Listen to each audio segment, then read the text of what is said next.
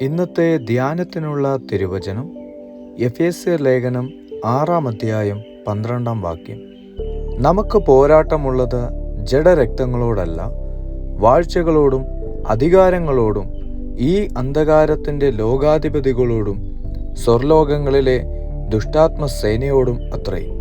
1896 call അക്കേലി എന്ന പര്യവേക്ഷകനെ എത്യോപ്യയിലെ ഒരു കാട്ടിൽ 80 പൗണ്ടുള്ള ഒരു പുള്ളിപ്പുലി ആക്രമിച്ചു.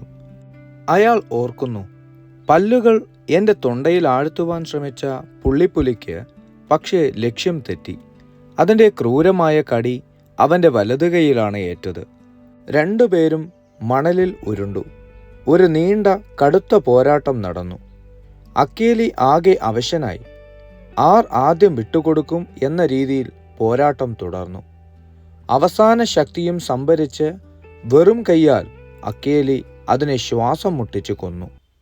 യേശുവിൽ വിശ്വസിക്കുന്ന നാം ഓരോരുത്തരും എങ്ങനെയാണ് കടുത്ത പോരാട്ടങ്ങളെ നേരിടേണ്ടി വരിക എന്ന് അപ്പോസ്തലനായ പൗലോസ് വിശദീകരിച്ചു. നമ്മെ പരാജയപ്പെടുത്താൻ പാകത്തിലുള്ള പ്രലോഭനങ്ങൾ നേരിടാൻ സാധ്യതയുണ്ട്. പിശാചിൻ്റെ തന്ത്രങ്ങളോട് എതിർത്തു നിൽപ്പാൻ കഴിയേണ്ടതിന് ദൈവത്തിൻ്റെ സർവായുധവർഗം ധരിച്ചുകൊണ്ട് നമുക്ക് ഉറച്ചു നിൽക്കാം. നമ്മുടെ ബലഹീനതയും ദൗർലഭ്യവും മനസ്സിലാക്കുമ്പോഴുള്ള ഭയത്താൽ തകർന്നു പോകുന്നതിനു പകരം വിശ്വാസത്താൽ മുന്നോട്ടു പോകുവാൻ പൗലോസ് വെല്ലുവിളിച്ചു.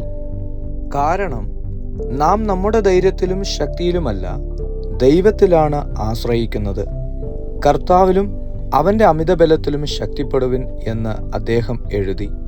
നമ്മൾ വെല്ലുവിളികൾ നേരിടുമ്പോൾ ഓർക്കുക, ദൈവം കേവലം ഒരു പ്രാർത്ഥനയുടെ അകലത്തിലുണ്ട്.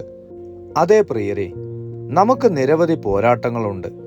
സ്വന്തം ശക്തി കൊണ്ടോ വൈഭവം കൊണ്ടോ നമ്മൾ ഒരിക്കലും അവയിൽ നിന്ന് രക്ഷപ്പെടില്ല. എന്നാൽ നമ്മൾ നേരിടുന്ന ഏതൊരു ശത്രുവിനേക്കാളും തിന്മയേക്കാളും ശക്തനാണ് ദൈവം. നമുക്ക് ദൈവത്തോട് പറയാം, ദൈവമേ, പോരാട്ടങ്ങൾ യഥാർത്ഥമാണ്, തിന്മ യഥാർത്ഥമാണ്. എന്തു ചെയ്യണമെന്ന് എനിക്കറിയില്ല. പക്ഷേ നിന്നിലും നിന്റെ മഹാശക്തിയിലും ഞാൻ ആശ്രയിക്കുന്നു. എൻ്റെ കൂടെ ഇരിക്കണമേ. God bless you.